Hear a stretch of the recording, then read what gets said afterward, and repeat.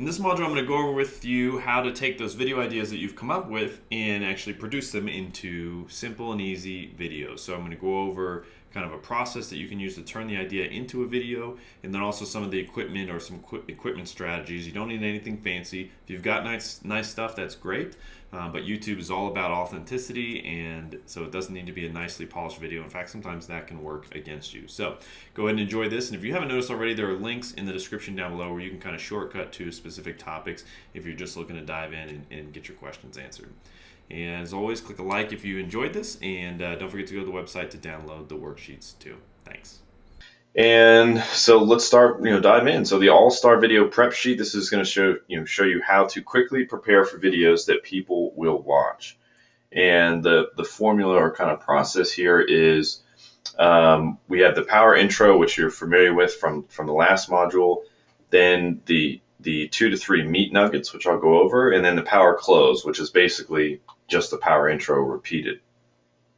And the way we use this is, so you take the formula is we take a video topic. So the action items for last week were to pick 5 video topics, but you take one of those video topics and we would break that topic into, or we pull out 2 to 3 what I call meat nuggets for that topic. And this is how we really get ready to shoot a video. And the nuggets, it's very simple. The first nugget is we explain the pain, challenge, or question related to the topic. The second nugget is we give warnings or common mistakes that people make when they try to solve that pain, challenge, or answer the question. And then finally, we give them the goods. We give them the solution or the process to, again, this is just that to the video topic that we're talking about. So let me kind of go deeper on this, and let me get this out of the way here. So when we're explaining the pain and challenge, the goal here is just to state in your words, the specific challenge, problem, or pain that someone is experiencing related to this little topic.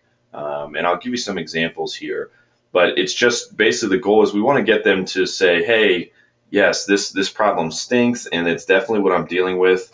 I'm not talking about copywriting here. We don't have to pour major salt in the wound and go over the top. It's just it's more of a quick building affinity or connection with them. So if you're able to explain the pain or challenge that they're experiencing, and they can say, yes, that's what I'm experiencing, well, now they're going to listen to you, and you've built that little bridge. So that's what we start off with.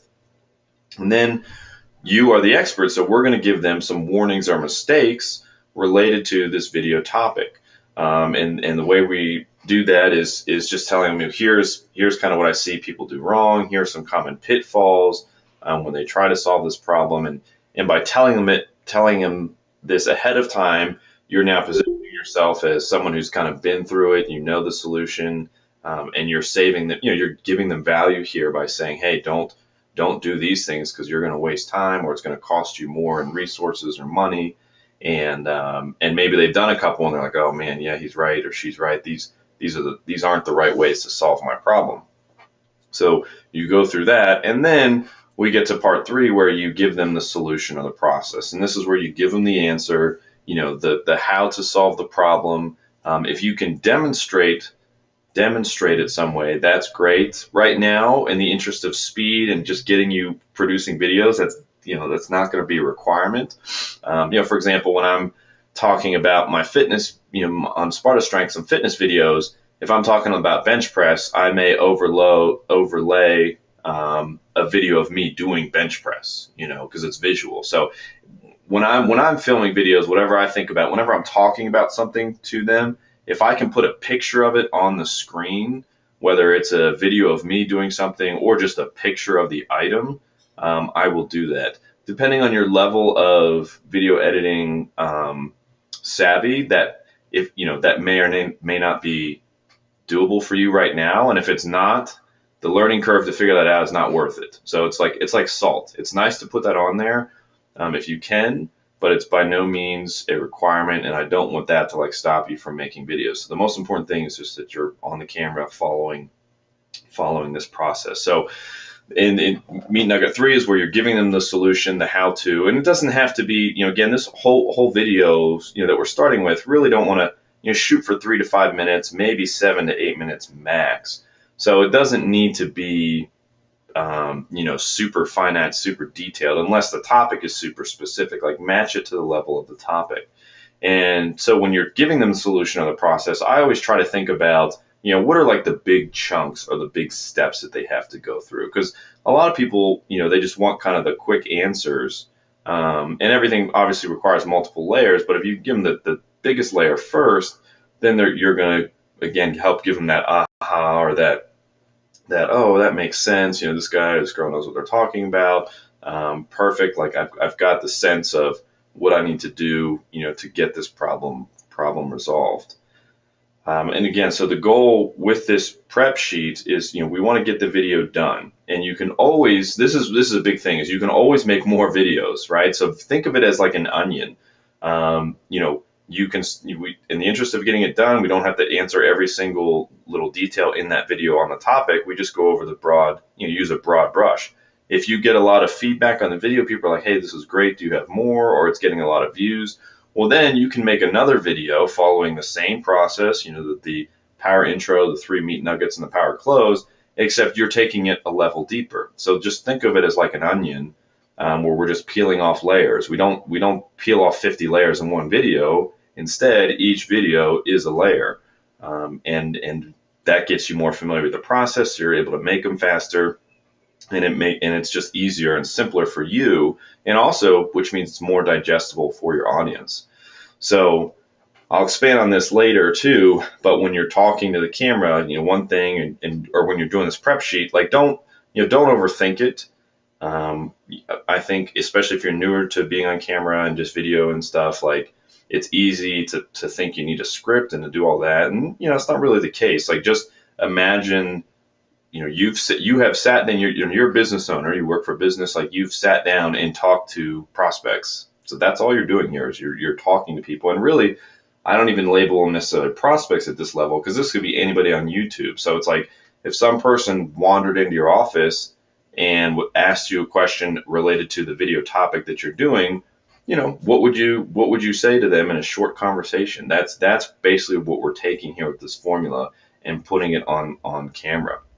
So let me show you some examples here. So for the country channel, how to swing dance.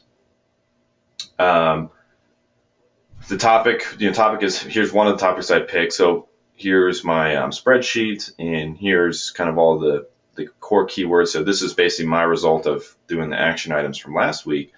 And here's one, how to swing dance for beginners men. So that's the topic. So my 3 meat nuggets would be, first, as far as the pain, it's like, well, they don't know how to dance with a girl at a country bar. This is a man, so they want to dance with a girl. And this is where it's like, you just use the bullets, because I don't need to script it out. I just put each bullet item, and I can riff on it, and you can riff on it for a little bit. You will get better with practice. You may not be able to, riff on it right away, but going through this process, you will get better at it. So that's why. So number one is like, okay, they don't know how to dance with a girl at a country bar, so I'll just talk about, man. So again, I'm thinking through their eyes, like what I want them to say. Yes, that's a problem. It's like, I know it can be frustrating when you're at the bar and you see a cute girl or a nice girl and you want to ask her to dance, or even worse, she asks you to dance, but you don't know how, or you've taken your girlfriend out and she wants to dance and you don't know how, and that can be really frustrating because it seems weird. But I'm here to tell you, it's actually not that hard. Like, boom, that's bullet one. Very, very simple. And then number two, where we're explaining, common mistakes or common pitfalls. This again helps kind of position you as an expert. It makes you kind of be their friend, because you're like, hey, watch out for this stuff. So I'm like, okay, the first thing you don't want to do is jerk the girl around. You see a lot of guys, like you'll see that on the dance floor, and guys who are doing that, they don't know what they're doing. And the next day, everybody wakes up with sore shoulders, and it just doesn't look good. It doesn't look smooth. On top of that, the other thing you want to watch out for is being timid. I know, it can be scary getting out there, especially if you're newer. But, hey, you're a man, like, and your job is to lead here. So you don't want to be timid or just super timid on the dance floor. Otherwise, the girl will pick up on that, So just give them kind of 2 heads up warnings there. And then I'll get into the last bullet, where it's like the answer. It's like, okay, So, if you and notice how I'm not going over like every single step, like each detail, like this is just high level stuff because it's kind of like a high level question. I can always, if I get a lot of people who are like, hey, you didn't give me enough info, or I want more info, blah, blah, blah. Perfect. I've got audience feedback, and what do they want? They want another video with more instruction, deeper, they want me to take it another layer deeper on the onion for how to swing dance for beginners men. So I can do that. But here, for number 3, what I give them is just the big step. So it's like, hey guys, first of all, you know what?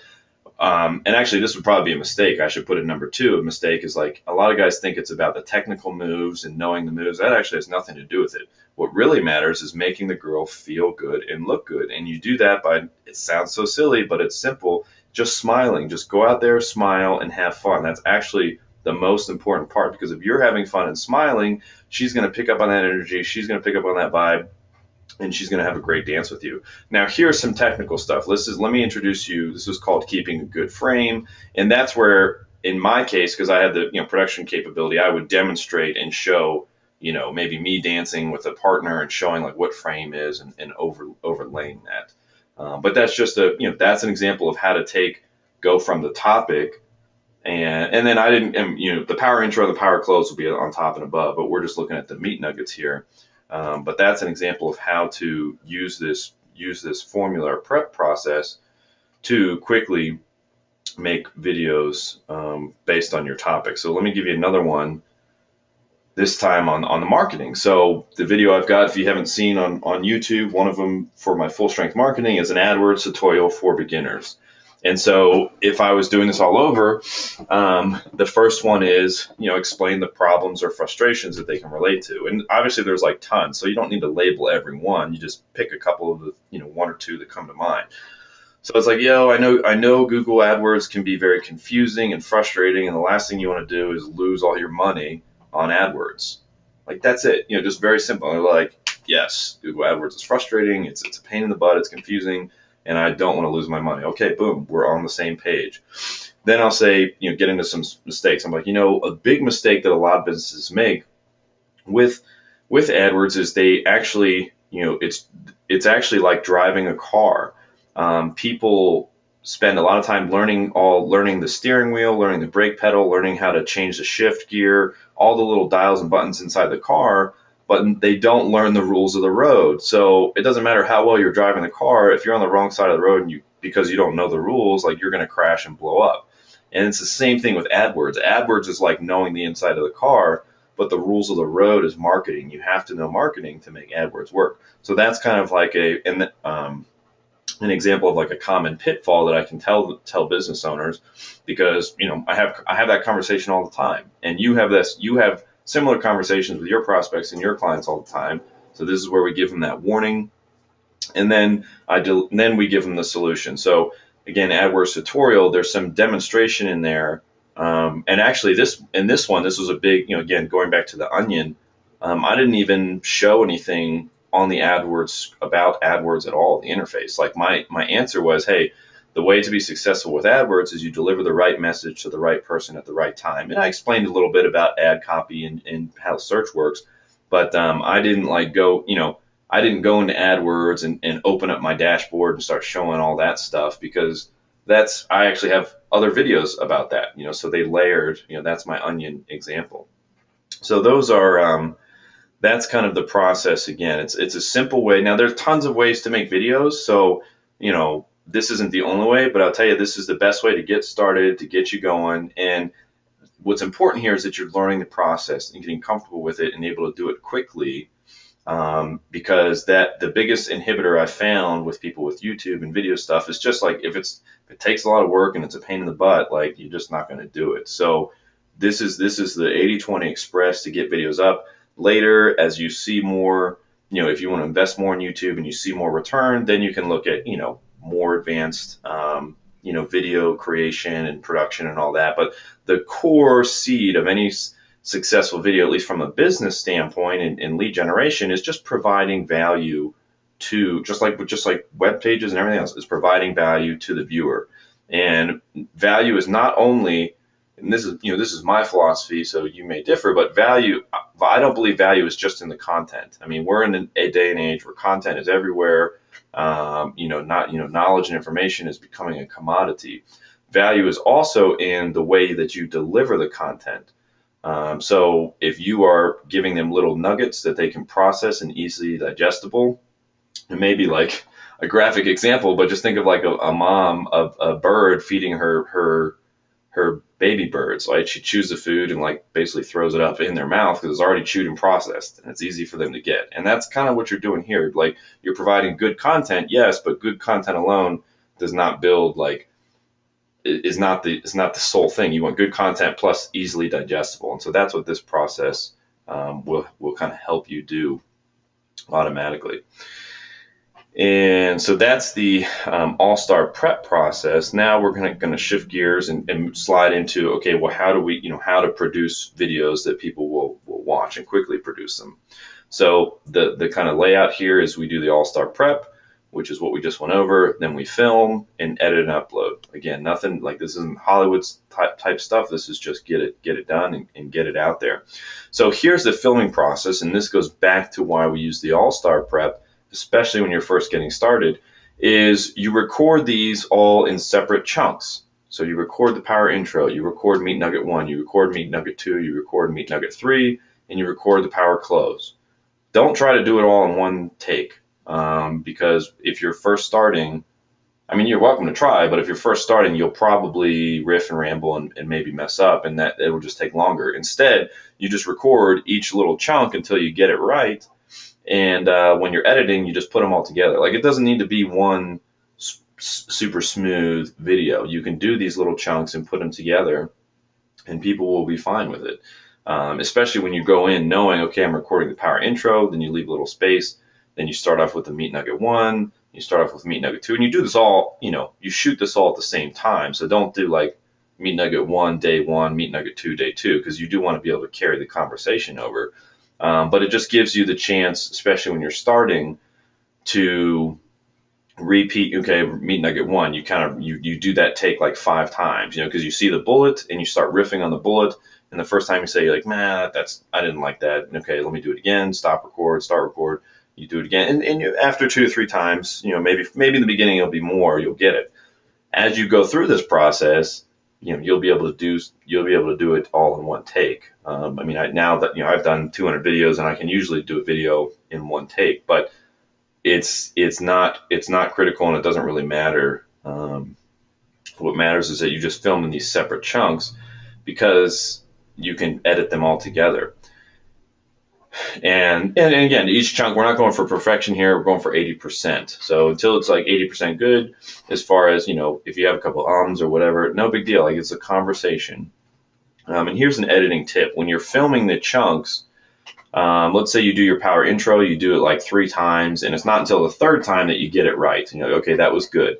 Well, when you start filming this chunk 2, meat nugget number 1, at the beginning of the video, hold your hand up to the camera, hit record, leave your hand up there for 5 seconds, put your hand down, like leave a second of space, then start talking, and just do it for that first one, because that's going to, when you're editing and importing the video footage, you'll see 40 clips, and every time you see your hand up in one of the clips, the clip right before that is the good one.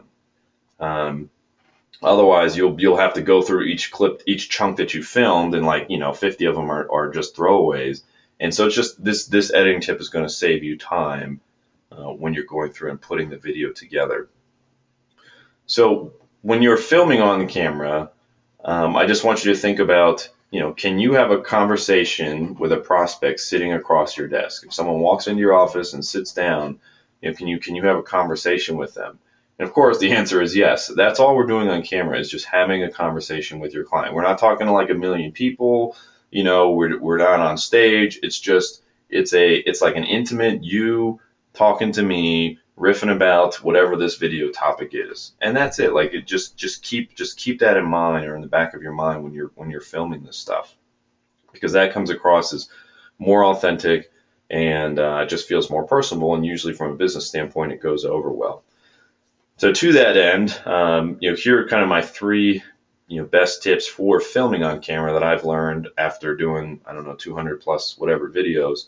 And the first is just like I was saying, is speak conversationally. So speak like you would speak talking to somebody on the phone or talking to somebody in front of you. Like that's why I don't really like, and I'm not, I mean, you can do whatever you want, but I don't encourage you to have like a full video scripted out, like, from start to finish, because it just comes off as kind of robotic, and it's not, it just doesn't feel genuine. It feels like a lecture, not a conversation.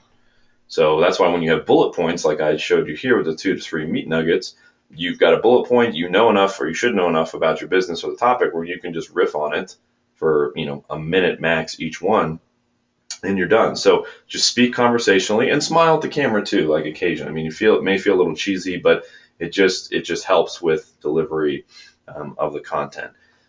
And number 2 is a big one that it took me a while to realize. So I'm hoping, to help save you in the learning curve. And that is the camera is what I call an energy vampire. So right now, when you're talking to someone on the phone or someone in your office, or even me talking right now, I'm talking to you guys at about, an energy level of 5 out of 10 as far as just volume and dynamics. And that's kind of like standard, energy. If you're at the library, you're probably speaking at a 2 to 3. But when you're talking to the camera like sucks out like 4 to 5 points of energy. So if I'm filming on my camcorder for a YouTube channel and I'm talking at an energy level of 5, well, the camera's going to suck out 4 to 5. So my energy level is really going to sound kind of like this when you're watching me on the video, and it's like, oh my gosh, you're going to fall asleep. And if you watch some of my early videos on Sparta Strength, you will see that. So what the way to combat that is you have to speak at an energy level of 10. So you're gonna feel silly. Actually, you should feel silly, where you're like over the top. So it's like, hey guys, this is Ryan Masters. I'm so excited to talk to you today about how to build bigger arms. And wait, before we get into that, make sure you click my free report below, the 7 mistakes that keep getting skinny guys skinny. That'll teach you the foods that you need to eat. So, man, I remember when I was younger, like I always had skinny arms, and I was doing bicep curls till I was blue in the face. Like, you can see how I've kind of upped the energy, and again, from an internal standpoint, for me, it feels a little weird. It feels like I'm being silly, like I'm over the top, like chill out a little bit. But when you watch it on camera, the camera chills you out for you. So that's kind of a big thing that you will experience, or at least want to make you aware of, that you'll notice, okay, you want to have some energy level, you want to increase your energy level to 10 when you're recording, because the camera will drop it down to a 5, or 6, which is, a good entertaining energy level. And then point number 3 is just go for brevity. Again, kind of the theme here of this whole course and everything, and just my philosophy is like the smaller significant steps you can have them take and digest, the more they're going to get from it. So this is something, again, why I break it down into chunks when I'm filming, because you can practice each little nugget until you get it to the point where you're able to say it without having lots of needless words in there. Try to avoid rambling, because we don't want to have a 5-minute video that ends up being 8 minutes, because there's all this fluff and ramble and stuff in there. So the more brief you can get it, the better experience. Again, going back to the mama bird feeding her babies, the better digestible content you're giving to your audience. And so let's kind of talk a little bit here on production. And again, this is like getting started, like getting rocking. This is not like full-fledged Hollywood studio. You don't need those to get in and get leads off of YouTube. We just need some basic stuff. So the first is we want an HD camera. It should be HD, which most of us have in our pocket. But the computer webcam is also a good one, especially if you've got an iMac. I filmed tons of videos off of that. Or if you do have a standalone camcorder, I mean, they're cheap now too on Amazon, HD, you're good to go. But the critical part there is you want an external microphone. Even though this is video, the audio is actually the most important part. People are forgiving of not necessarily the best video quality, but if it's bad audio, like, they're done and they're not going to watch it. So you need to get an external microphone for whatever camera or camcorder that you're going to use to film these videos. And again, you don't need to, I mean, just get enough to get it going. You can always upgrade your equipment later when you see more, if you decide to invest more into YouTube. You don't have to get the best stuff right now. So that's the first part. That's where we get the filming done. Then we have, your video editing. So we don't need to do you don't need to do any crazy video editing. All you have to do is import well, first of all, let me get the software. So if you're on a Mac, you can use an iMovie, which is free. You can use ScreenFlow or Camtasia, which are both, they have free trials if you haven't used them. And if you're on a PC, you can use Windows Movie Maker, which is free, and you can use ScreenFlow, Camtasia, which also same thing, free trials. I use Final Cut Pro. That's a little more advanced, but that's because, again, I've been doing this for a long time. You don't need you don't need it to start out with. You can start out with iMovie, ScreenFlow. I'm sure iMovie does too. I know ScreenFlow and Camtasia you can upload right to YouTube. I'm sure iMovie and Windows Movie Maker do that as well. I haven't looked, but in the interest of speeding up the process, it's great if the video software you're using just uploads right to YouTube, because that saves you a step.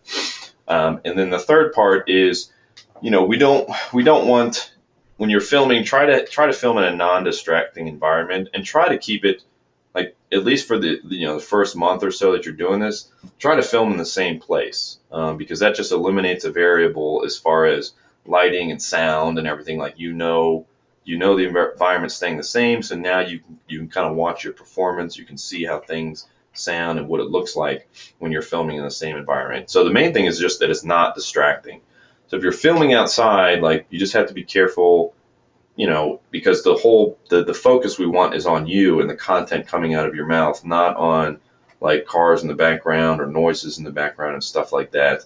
If you're talking, I've definitely been filming kind of live before, in environments, and there'll be somebody drop something or something. That's okay, because again, we're not going for perfection here. But if it's something where there's a jackhammer going off in the background, dude, that's not a quality video that we want. So you want to try to film in an environment for now that you have control over. And if you can use it to your advantage, as far as if you're doing, Paul, for marathon stuff, if you're filming, I don't know, at a track and there's not people there, that could be something. Or filming in a locker room, or filming in front of books that are all about running, something like that. That's a bonus. There's not a need to, but those are just things you can think of in the back of your mind. I film for a lot of my marketing stuff. I'll film in front of my whiteboard because I'll be drawing stuff out. So I'll film there, and then I have a green screen now. Again, because I've been doing this for so long, I have a green screen where I'll film in front of that, and I could put myself anywhere. I could be in Star Wars or something in the background, but that would probably be distracting, so I wouldn't do that. But those are kind of the three production essentials. And here's the process again, very, very simple as far as what we're doing here. So you transfer the video chunks off your camera into your computer, or if it's on your off your camera or iPhone or whatever, to your computer. So that's why we have those chunks that we filmed. Then you use the video software to just combine the chunks. So you pull out the ones that have your hand up, or the ones before you have your hand up, so okay, these are the good ones.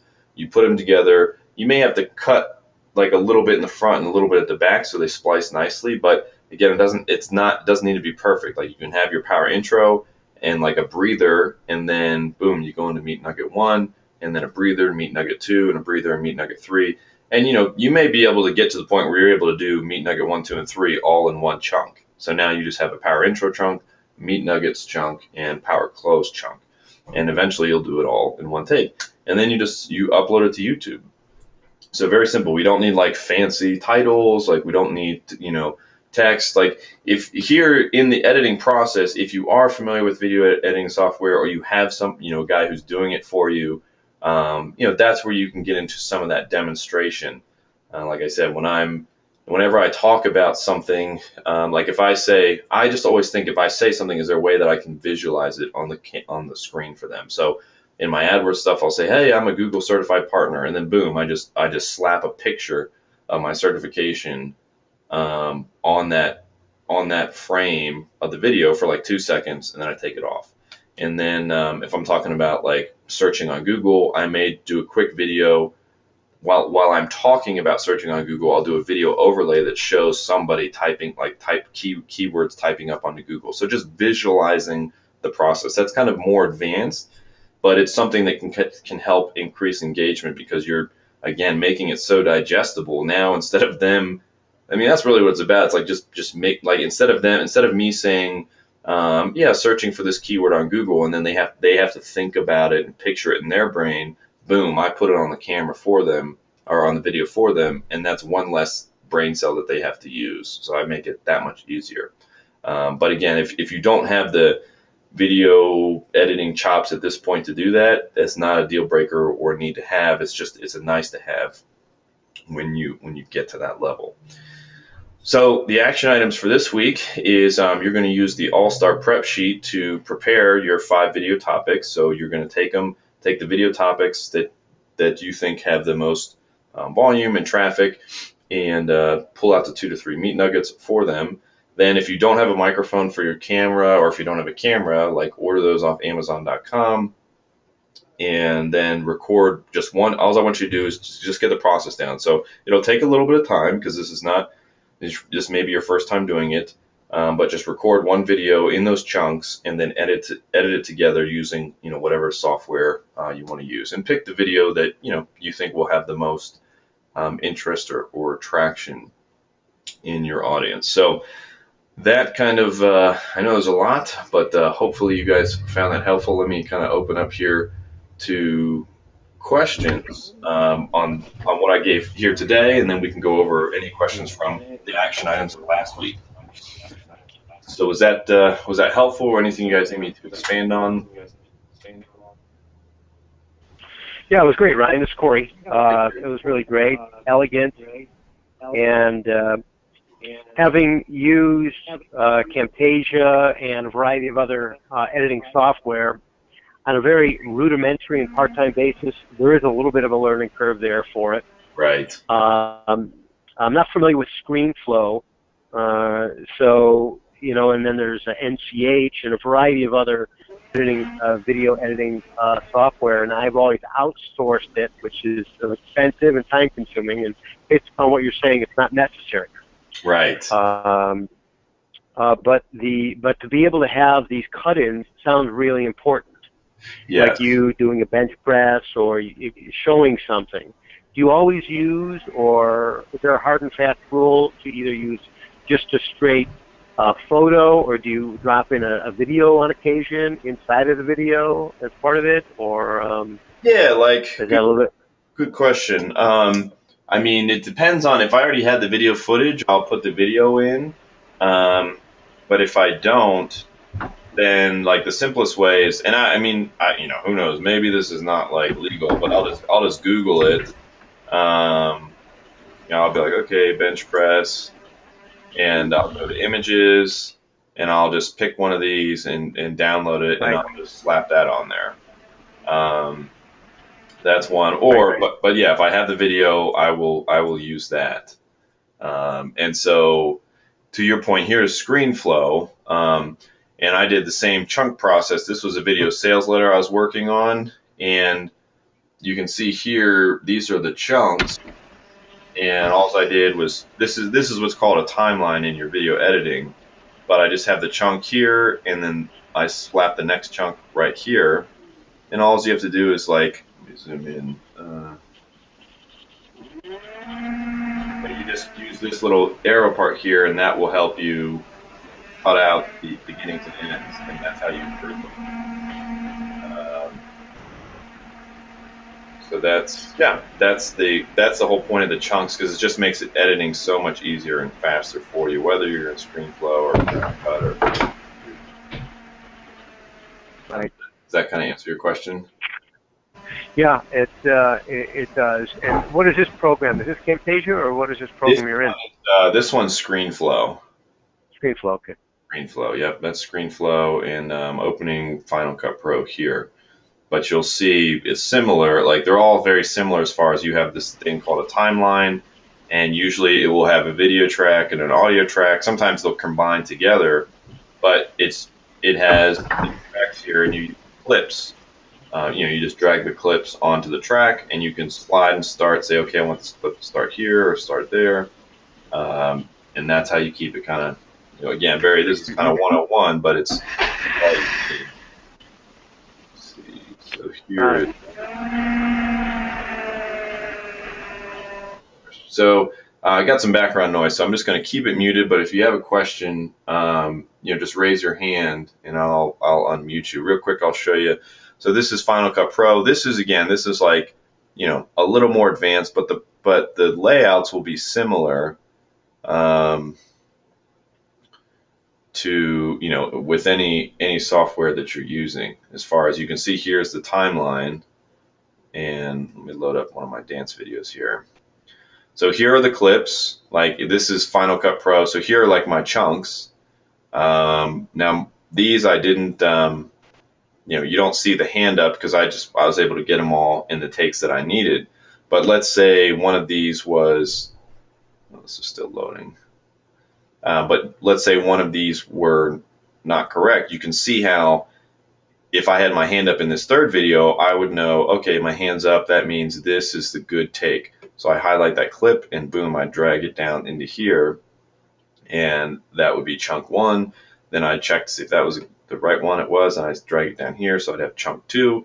And then all I do is move, I kind of, beginning and end, have to drag the timeline. I don't know why the Final Cut's kind of freezing, but then I just, shorten it and say, okay, this is where it ends, and this is where the other one begins, and merge them together. So I think, and this was, Final Cut Pro is fun, but sometimes it freezes up, so I think it's gonna not load. But you can still see, this is just video, but it's got the timeline, and see how there's 2 chunks here, and they're together. Same thing here, 2 chunks. And even if you're using, iMovie or Windows Movie Maker, you're going to have the chunks on those as well. So hopefully that kind of gives you, a sense of the editing stuff. Were there any other questions that you guys had on, video editing or scripting or anything related? Just, shoot something in the chat box, or let me see, I can maybe try and unmute us here. Just someone had feedback. Okay.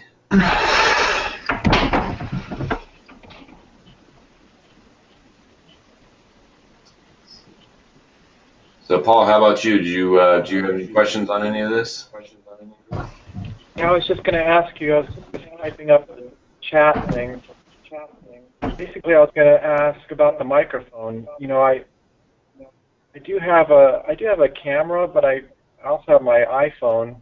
Do you actually use a little clip-on mic? Is that what you're suggesting? Or? Yeah, if you have a well, would you use your hold on one second here. Would you use your, are you planning on using your iPhone or using your camcorder? Well, the camcorder is actually like an SLR kind of camera that has the video mode. Okay. And I could use that, but it might be a little clunkier, and so I was thinking it might be easier to start with maybe just the iPhone. So what do I do with the iPhone, for example? Yeah, what's your camera? Well, let me check the camera first. What's your camera model? Oh boy, it's a Rebel TOS 5, I think, something like that. I can't remember. I bought it last year. That's fine. Because I'd probably go with that. Because that's a nice camera. Let me put Canon here. So EOS 5. Is that what you said? Sorry. Something like, yeah, that sounds right. Yeah. So like, here's one right here. Assuming this is the right one, but this, $36. You slap that on your because here's the nice thing with your cam. Do you have a remote for this? For your camcorder? Yes. I do have a little remote control thing, yes. Yeah, so I probably should have mentioned that. Having a remote's very helpful because you can stand in front of the camera and you start, stop. You don't have to go behind it. So I would vote for the using the EOS and just buying this microphone right here. Okay. That'd be. You don't need to have the clip-on thing. Those are the wireless lavalier. Those might be maybe a little bit better quality, I guess, but just that adds so much to the production time, and it adds a lot to getting the video done. And I don't think the trade-off. I've never used a wireless mic. I just have a shotgun. Now, if you're like if you're in an environment where there's a lot of noise in the background and stuff, then you might need that lavalier mic. But try not to do that in the beginning. Just you use a controlled environment, and the shotgun mic will be just fine. Hope you found that helpful. Make sure you click the links below to download the worksheets if you would like those. And if you want more help, you can hire me by going to my website down below. Thanks.